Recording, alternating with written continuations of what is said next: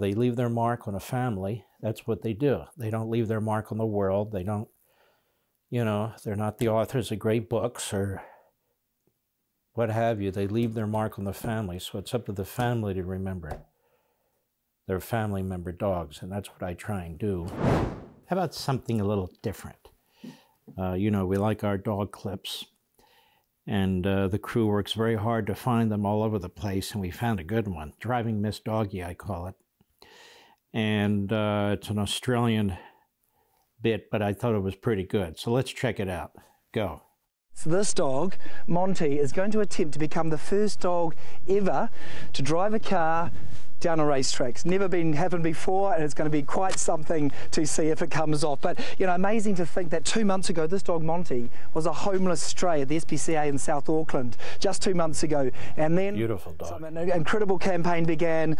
This dog and 2 others were trained to do, well, hopefully these feats. Here's a quick recap of how we got to this point. Excellent. This is my team. Rosie, How are you? Marie, and Jasmine. Welcome. Let's go do it. Yes. Cool. It's New Zealand, not Australia. Go ahead. Snares across. Yeah. Oh my goodness, somebody needs to... Oh. That dog. I can't see us only going home with 3, can Oh, you? please. She's a sweetie, but she's too young. But they're all good, I must say. There's not much between any of them. No animal's ever driven a car before, so what we're going to do is we're going to do a straight. We're going to head off. You know, so we start the car, get into position, brake on, gear in place, back onto the steering wheel accelerator, take off, and hoon along the straight and then stop. Wow. Yeah, good boy. Dogs are everywhere. Starting the car, brum brum. Almost Good. everywhere. Key on, in gear, brake on, put it into gear. Good. So it's moving off, accelerator on, hand on the steering I would like to do that where they could give me M&Ms or something. Go ahead. wheel, And so accelerator on the steering, Wait. and driving. Good. Wait. Look at that. Good boy, that was great. Wait. Good. Stick shift? Boy, yeah. Hey. Good, wait. That's hilarious. Good boy. nasty dog, doggy dog. All right, and with me now is Mark Vetti, the master animal trainer who we just saw in that clip. Mark, extraordinary to see those scenes 2 months ago, strays now lined up in the car. How difficult was this assignment? I must say this has been the toughest assignment we've had. We've done Lord of the Rings, Samurai, many of the big movies, but to actually get a dog in a car, no trainer, get out of the car, and it does the whole gag itself. I tell you what, it's been a real challenge. That's right, because And of course, what's the point? I don't know. Go ahead. No one in the car, no tricks. It's all Monty driving. So she's go. Yeah. And we saw you in the clip selecting the dogs from the SPCA, but are they some sort of super dogs? Are they specially intelligent? Oh, I wish they were, but actually it turns out they are. So what we actually got 6 dogs and chose 3 out of the 6. All 6 could have done it, and we're just blown away by how good they've been. And yeah, the dogs in the SPCA are amazing, I must say. Well, Monty looks ready to go. All right, so tell us now, what's going to happen right now for a start? So it's a world first, and we're going to go 70 metres down this track, and he's going to put it in gear himself, accelerate off, and do the whole lot himself. So Great stuff. Well, fingers crossed, guys. I'll hand it over to you. And Marie. Marie. Sit. Okay. Good boy. Key on. Monty, gear. In gear. Yeah, It's in good gear. boy. Hey. Good boy, Monty. Foot on Good the, boy, wait, on the good steering boy. wheel. Good boy, And the Monty, accelerator. wait. Good boy. Good What's going on dog. here, Mark? So basically now he's got his foot on the accelerator, his right foot on the accelerator. Wait. He's steering with his left hand. Right, He's the being paws, of course. Right paw, left paw. Yep. His left paw's on the steering wheel. Hey. And basically, in this position, he's in the driving mode. Now, was that a And- little bit of braking and then back to the accelerator? Oh, he thought he might go into this 3rd gear maybe, but Extraordinary he's, sight, isn't it? Look at this. look at that Good style, boy. eh? Good Look at that boy. boy. Clever boy. And so now he's going to get to the finish line Wait. and Ready? Be! That is great. Good boy! Stop. Unbelievable. I love the emergency stop at the end there. Exactly.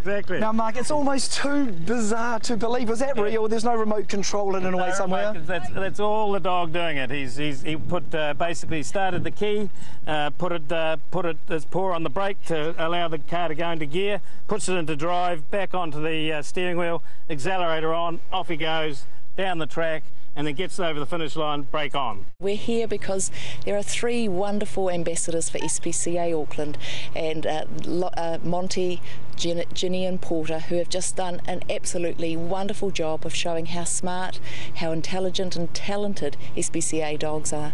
And that's kind of the point. These dogs could have been any of the dogs from the SPCA, and you could have got any of them, put them in the car, and you would have had roughly the same sort of effect. No, I don't think the Chihuahuas could reach the steering wheel, if you think about it, or the Yorkies. But that said, I get the point. We're with those dogs every day, and we know how wonderful they are, how gorgeous they are.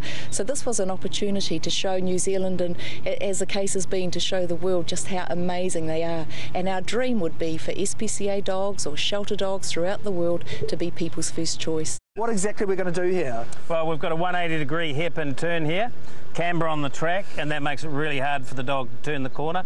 Let's go. Yeah. Good. Yeah. Good boy. Good boy. Ready? Ride with me. Good boy. On the streets right now. Hot issue on the streets right now. Yeah. Ride with me. Ride with me. It is stunning. With me. Let's Good roll. boy. Let's roll with me. Yeah. Good. Right. All night now. Good boy. Ready? Ready? Yeah. Turn. Yeah. It's the real high. Good. Say what? Turn. You on the streets right now. That is unbelievable. It's the real hot. You on the streets sit. right now. Good boy. Good. Good boy. Wait. And be. Good boy. Yeah. Come on, Good let's boy. ride. It's the real hot. You on the streets Shocking. right now. Right now. Right now. Good. Give me my damn treat. Let's take them for a ride. Well, I guess we know why they're doing it now. Now, just to show you, we're bringing a dog home on Sunday. I don't know that I talked about it here, have I? No? It's been almost 3 years since Barney passed away, and it's been almost 4 months since Marty passed away. Marty was really Julie's dog, but became both of our dogs. Barney was my dog, became both of our dogs. You know, I had a tough time making this decision to get another dog, but Julie made it for us. So we're getting another dog, and then I felt this dog should have a friend too. So we're looking in that respect too. So we went to an adoption. I'm looking up the picture. We went to an adoption event by Lost Dog and Cat Foundation here in Northern Virginia. And it was my first one in a long, long time. And there were beautiful dogs there, and we kind of just picked one. I wasn't going to keep coming back to look for, I want this. And he was beautiful, and he was scared to death. His tail was way under his tuchus, and we got to play with him a little bit. Just spent about 20 minutes with him. And I said to Julie, and she said to me, I said, okay, let's get this guy. And that's what we're doing. And we named him already Ronnie, R-O-N-N-I-E. My daughter's dog is named Reagan, so I guess when they're together, it's Ronnie Reagan. But I'll show you a few pictures here, if I might. Here's one. We'll make sure you can see it, with my wife and Ronnie. That's really about 10 minutes after we met him. You can see he's a little thin. There he is again. He was found in Puerto Rico. There were about 8 of the puppies. 3 of them didn't make it. But he's one of the ones that did. And there he is there. So Ronnie will be here in a few days, and our lives will change for the better. And he's a good boy, so we'll have fun with him. I never forget the other dogs, though. I'll tell you. Maybe I'm weird. You'll say, yeah. Okay, maybe I'm weird. When we got Barney, I keep a pad. Have I ever mentioned this? And I check off each week since he's passed away. I've been doing that for just shy of 3 years now. And if I'm not in town, I make sure I do it. It's right up the calendar on my desk.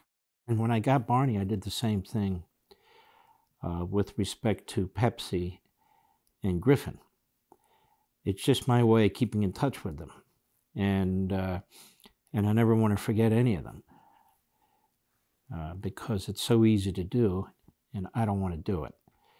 So I don't let go. Same with humans, by the way, who are in the family, but I don't let go because they were here for such a short time. Barney was here 10.5 years and then gone. Other dogs are even shorter. Some dogs are longer, but they don't live very long, even in the best of cases.